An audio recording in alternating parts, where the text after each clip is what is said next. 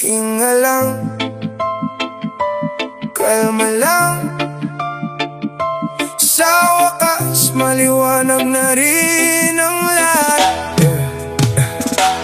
Dati parang laging madilim ang paligid, parang lunod na lunod, di makaahon sa gilid. Inubos ang gabi sa pag-iyak mag-isa, naghahanap ng sagot habang nakatingin sa pader. Pero ngayon, wala na ang bigat sa dibdib, tunaw na ang lamig, di na nanginginig. Hindi na kailangang abulin ang anino mo, dahil nahanap ko na ang totoong ako. Hindi naman pala kailangang magmadali, para lang hilumin ang pusong sawi. Hinga ng malalim, bitaw sa nakaraan, haharapin ang bukas na may ngiti naman. Hindi na nakakulong sa mga alaala mong mapait. Sa bawat hakbang, wala na ang sakit.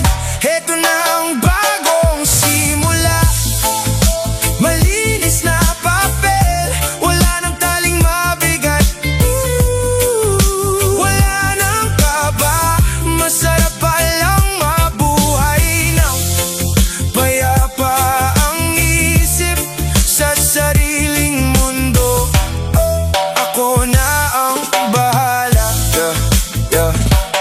Tingnan mo ang araw sumisilip sa bintana, sinasabing natapos ng iyong pagluha. Dati tingin ko sa sarili ko ay talunan, ngayon malaya na ako sa lahat ng alinlangan. Dati may takot akong mag-isa sa dilim, ngayon payapa na ang bawat dalangin. Salamat sa sakit, sa bawat sugat, dahil doon ako natuto na maging sapat.